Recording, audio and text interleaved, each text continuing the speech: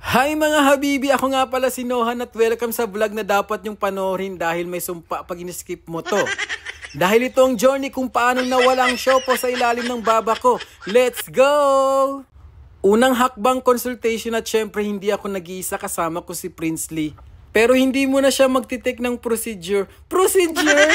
Taga-asa man ka doon. Bisaya di ay. Habang ina-explain ni Doc yung proseso, si Princely ang ginawang sample kasi hugis mais este bigas daw kasi siya kaya madali explain. So Doc, ano tawag mo sa akin? Sabi niya, Manny ko muna. Titingnan ko muna kung di ka magmukhang lolo imo pagkatapos. Saka ako, Abel, pag malami ka daisan pa nga.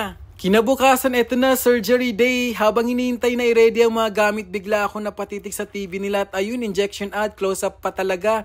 Parang minasabing gusto mong umatras, eto, panoorin mo to. Una nilang binigay consent form at sa fine print, kapag nagmukha akong lolo ima, wala silang pananagutan, ganun katindi. Pero syempre, pinirmahan ko kasi wala nang atrasan to, habibis. Maraming nagsasabi okay naman jawline ko, yun ang akala mo. Pag nakatingala, malapyolo, pero di nila alam pag ako yumuko, parang beshi mo na mangutang. Bigla lilitaw. Papunta na sana ako sa operation room, pero bigla kaming hinila pa exam para sa vitamins and minerals deficiency, ek-ek. Kung ano man yan. Kasama raw sa bayad kaya naka-free pa si Princely sa examine and test. Pero ayun, nabudol kami sa kung ano-anong pampabalance ng vitamin sa katawan. Kaya pati ako napa-yes po agad. Kaya napakuha na rin ako na marami kasi hindi rin to basta-basta dahil galing pa to sa planetang Namek at sobrang mahal nito. Heto, nagmumuni-muni pa pala ako kasi iniisip ko kung magsasalbing na sa titlog na lang ako sa isang buwan. Saka sumagi sa isip ko yung sabi nilang huwag baguhin ang pinagkaloob sa'yo, pero naisip ko basta kayo kung gusto nyo kasama pas nyo habang buhay, bahala kayo.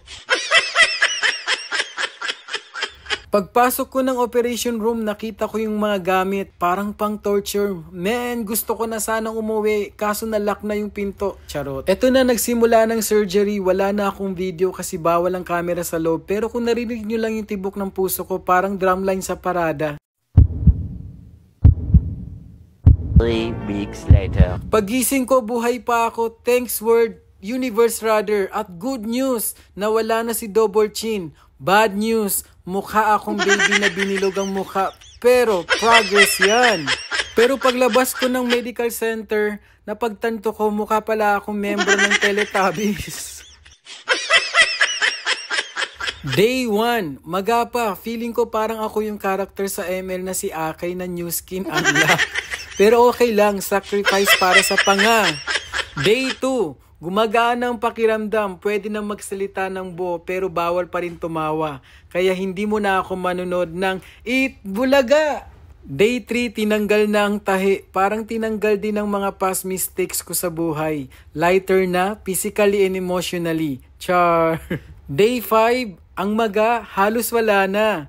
Jawline, biglang lumitaw na parang ex mong hindi mo inaasahang babalik pero mas maganda ang ending. Fats, parang beshi mo nawala pagkatapos mangutang.